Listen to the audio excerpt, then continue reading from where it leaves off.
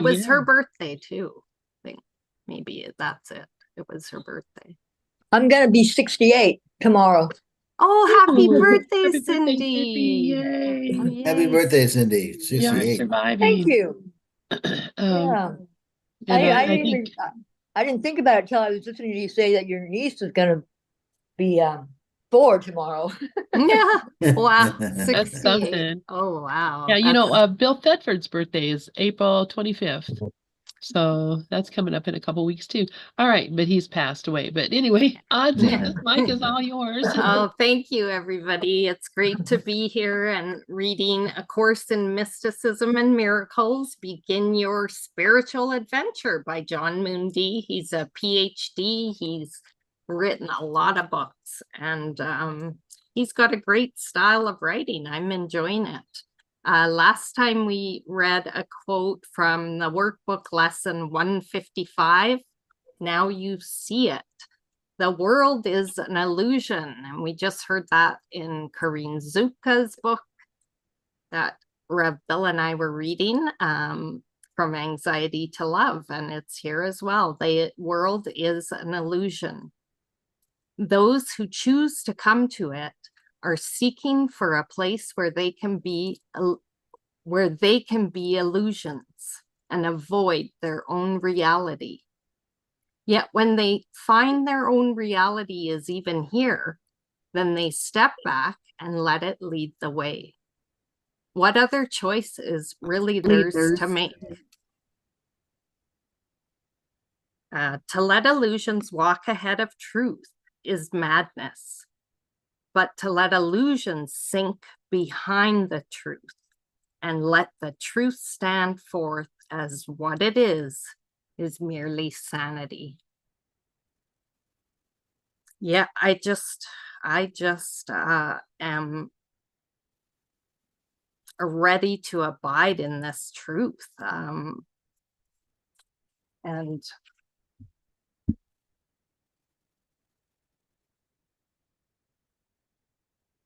be wise to this insanity and just see it and laugh more. I think sometimes it gets so serious, you know, this whole, even this self-help thing, this self-helping I was trying to put on this person. I have to get better. I need to be a better person. I should be like this. I'm not doing this right. Like, just the badgering on this self has been even more than projections for me. It's been so internalized. So I'm really, really sinking into to let illusions sink behind the truth and letting the truth stand forth as what it is, and to be the same. Cindy, please. Oh yeah, I'm just agreeing. I'm relating so much to the self-badgering that I've done all my life, and it's getting I notice it, but I still get caught up in it. And it was just funny because this morning I woke up and I was I usually don't go to God first, but this time I just did not want to go through another day of beating myself up or being afraid or being intimidated. And so I just asked God to just let me know that He's with me. I know this sounds corny, but I just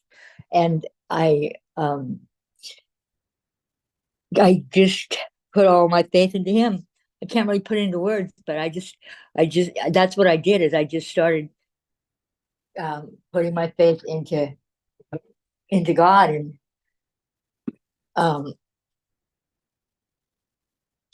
now I'm getting all let's see. And so anyway, I feel better. I'm sorry, you guys. I feel better.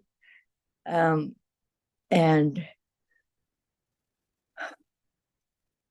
anyway, that's why I just wanted to share that. I'm kind of tongue twisted right now. But I just related to the badgering that I do to myself. And I'm just, I wanted to say that. Anyway, I'll let go the mic. Thank you, Cindy. Yeah, I know. I feel like that more and more too. And at first I was just now saying, you don't know what you're talking about, like this brain. And just like, even when I stopped here and there were no words coming, and I'm like, oh God, am I gonna panic? And there was no panic, but that memory of always badgering, and then that space of no thought, the gap that Rev Wayne talked about, when that comes, like there's discomfort almost. It's like, oh, nothing's happening. And then the brain starts doing this again, and you coming on and saying, yeah, I badgered myself. We all are doing that. If we really looked, we would see that that's what we're doing to ourselves. And then it merely just gets projected as that.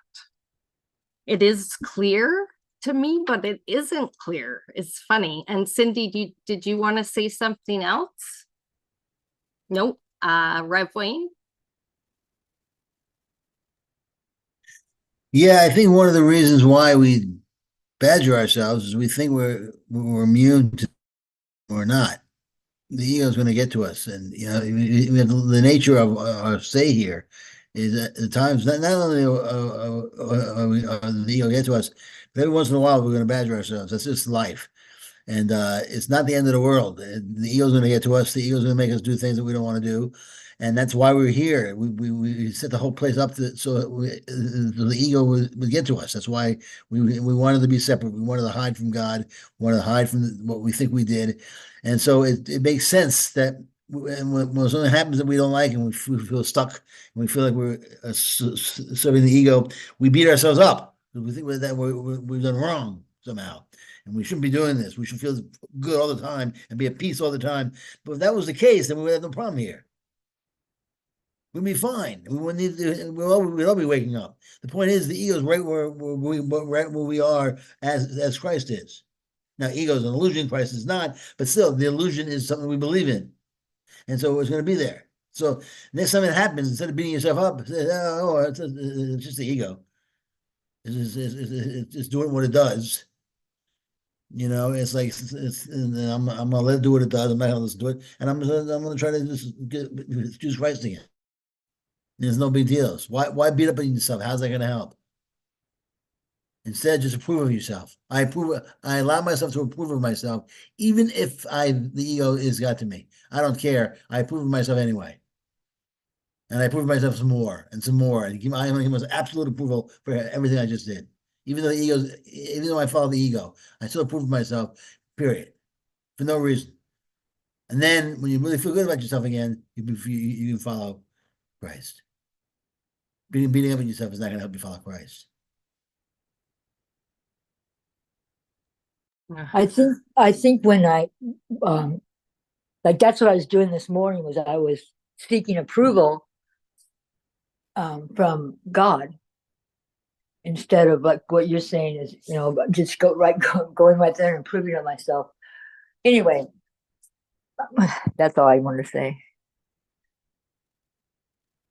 Thank you, Cindy, and thank you, Rev Wayne. Yeah, it's absolutely 100. Like, what good does it do to badger myself? But I have to say that it's a default. It's become such a habit that it's just there, but the awareness to that is here now. So to me, that's already a miracle, because I can see that happening. And then I can say, I want to see a better way. And then it shifts. It truly shifts. But I just think it's fair to say that it still happens more often than I would than I prefer. I'm like, can we accelerate this a little bit? Like, I just feel like I want more of a leap, than this just sort of barely feeling any Mhm. progress. But Christ then when applies to I the when I ego. look back, I see that's a facade too. So, Rev Wayne? The ego doesn't feel good. What are you gonna do? The The ego feels e- it. That's what. oh, the ego's sad. No, yeah, the Woo. ego doesn't feel good. The bad feelings of the ego causes feelings that are confusing. The ego causes these feelings in you, and you just have to choose Christ instead, and those feelings will have nothing to do with it eventually. But they're going to be there every once in a while, especially when the ego is in charge. And you did great. You take a couple of days off, you deal with it, you come back. Yeah, yeah. You know, that's how you deal with it. I mean, badgering yourself is something's going to happen. We all do it. I do it also. Everyone does it. It just depends on that you said you're aware of it, and so you can make a different choice. Yeah, Most people you are have to be aware of it. Being aware of it is a big part of it, because then you are able to make a choice. And I have to remember that the ego always speaks first, and step back and ask, I want to see this a different way, or what, the standard. I could see peace instead of this, and that's something I forget to do. And instead, I just go along with the ego's thought. So yeah, thank you. Yeah, thank you. And Regis giving a heart there. Cindy, I don't know if you can see, but Regis has a screen up that says happy birthday, Cindy, in marquee lights. Is that the word? Oh, Marquee? sweet. Thank you, Regis. Thank you, Regis. I was just thinking, my brain said, but what about when the inner therapist, Holy Spirit, the higher mind, right-mindedness, what about when that starts speaking first? Because I believe that can happen. I believe that can speak first because I can build that habit. Can I not? That is quite true. I just read that a couple days ago, in fact, in the course that Jesus is, yes, when we get to the point where that is our normal way of thinking, then what we're going to hear really first is the right-minded thinking, the voice for the Holy Spirit in us. And but it's I mean, and you do it, I do it, we always do that. It's in fact, once you hear it, you recognize that you've been hearing it all along. The voice that tells you what's right, the right thing, you hear it all, you've heard it all along. You just haven't paid attention to it because the ego voice was so loud. But whenever you've had Oh, a choice to make and you were like, oh, what shall I do? How shall I see? You already know. Yeah. You already know the right thing to do. You're just trying to come up for excuses for not doing it, which is what the ego does. Come up with all these excuses. And that's why the ego voice is so much louder. It's like, don't do that, do this instead. So, but yes, once you start hearing that voice for the Holy Spirit, you will hear that all the time. And you'll recognize that you always have been hearing it. There's never been a time when you haven't heard it. You just chose to ignore it. Anyway, that's all I have to say. And I see Regis has his hand up. I'm so excited, Regis. Yay. Hey, Ozzy. I think it's great that you just posed that question right after we were talking so much about guilt. Because when you wake up guiltless in the truth of who you are and you're moving out into your day guiltless, then the voice that speaks is spirit. You are in spirit. You are in love. You are in peace. So when you're presented with something, you can, like you say, have that instant reaction, which is not a reaction, it's a response, the more corrective way. You have an instant response to whatever is presenting itself. It could be presenting itself as trouble, as a problem, or whatever. Regina tells a story that just happened a few months ago, Regina Darnacres, about where she just had a guidance to change lanes while she was in traffic. And it caused, and quickly after that guidance, she saw that if she had kept driving the way she was driving, there would have been a big accident. But yeah, so when you're just really, as we was talking about the guilt, one of the reasons we beat up on ourselves is we are really trying to pay penance to God or the universe. We think this is not the responsibility that any spiritual teaching is talking about when it talks about taking responsibility. But we think, oh, I beat up myself. This shows that I'm really repentant or sorry for whatever I've done or whatever mistake I've made. So we really put ourselves on the guilt wheel, and it's really some type of twisted act of penance, of just trying to prove to ourselves or someone around us, but most of the time to ourselves, that I'm sorry, because you can be single and no one is really watching your life most of the time, and you will still do it. If you do something that you think was stupid or you think was wrong, or you spoke to someone in what you think was a harsh way or uncaring way, you'll just put yourself on that guilt wheel for a little while, trying to some kind of way make up for it. So that whole guilt thing is very interesting. But when we step out into life as God's beloved child in whom he is well pleased, then our first reaction and the first thing we hear a lot of times is the voice of spirit, is the voice of love. So thank you for asking that question in the sequence in which you did, Audsie. Oh, thank you. Thank you so much. Wow, what a delight today to get to have so much input. And it's just, it's so valuable for me. And just Lynn even saying you'll realize that you've always heard it. And it's like, oh my God, like it's always there. It always has been. It gets muddled in this insanity, like literally. Oh, wow. Cindy, you're muted. Did you want to say something? Yeah, yes, Okay. sorry. Sorry, sweetie. So did I take it out of context then, where somewhere he says that the ego always speaks first? Because I when I first started the course, I missed that totally, and I never considered it or thought about it. It just wasn't an issue for me until recently. Reading it again, I saw it, and so I started thinking about it, and that's why I said what I said. But it would, anyway, you guys explained it to me, but that it's like when you become more aware of spirit, then you can hear spirit more. So anyway, I don't know even know if I had a question in there. I was just trying to figure it out for myself. Thank you. Regis, go ahead. Yeah, Cindy, that's valid what you're saying.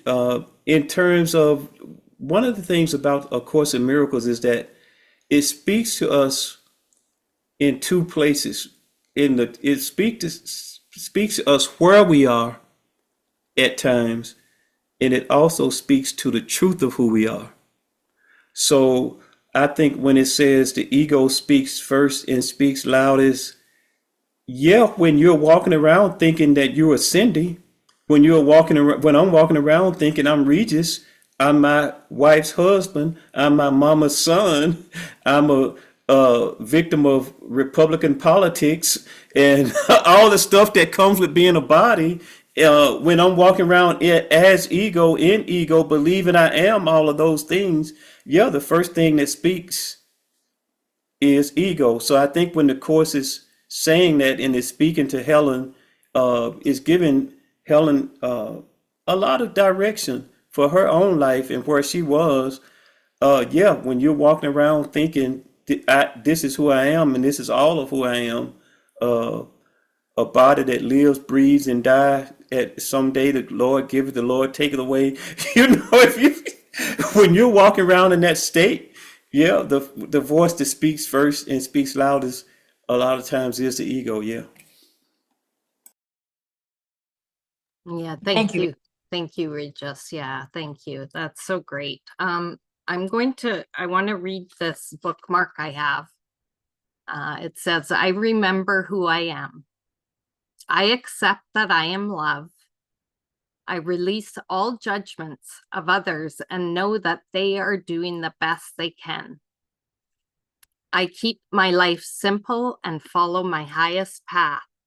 I stay in tune with the highest source within me and let it guide my ways. I am gentle and kind with myself and others.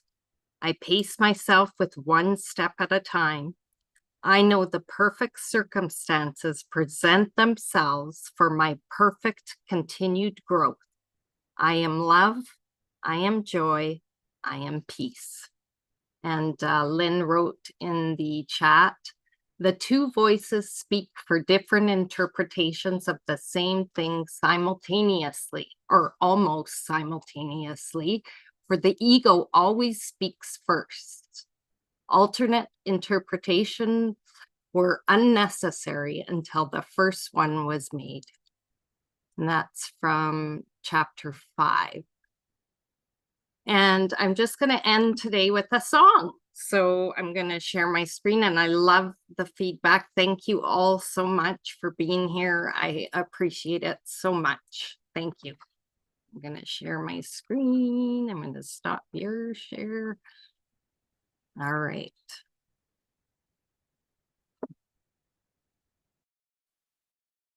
Thank you, Audsie.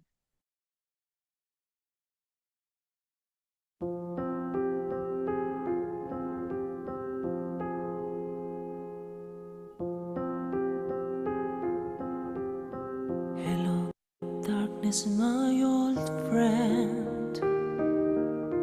I'll come to talk with you again, because a vision softly creeping left its seeds while I was sleeping. And the vision that was planted in my brain still remains within the sound of silence. In restless dreams I walked alone, narrow streets of cobblestone, 'neath the halo of a street lamp. I turned my collar to the cold and damp. When my eyes were stabbed by the flash of a neon light that split the night and touched the sound of silence. And in the naked light I saw 10,000 people, maybe more. People talking without speaking. People hearing without listening. People writing songs. Their voices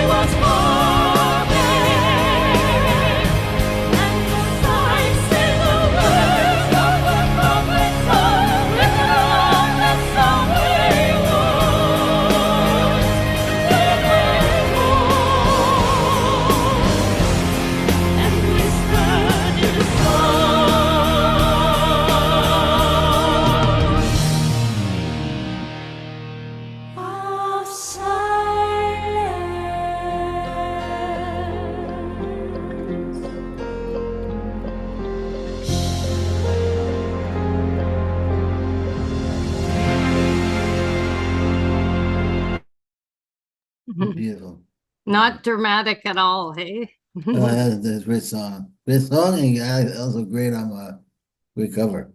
Yeah, thank you. Thank you, everybody. That was Yes. awesome.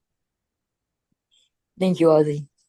Yeah, thank you so much, Audsie, and beautiful, beautiful sharing. And I love that cover of Sounds of Silence. So Yeah. always so much beautiful things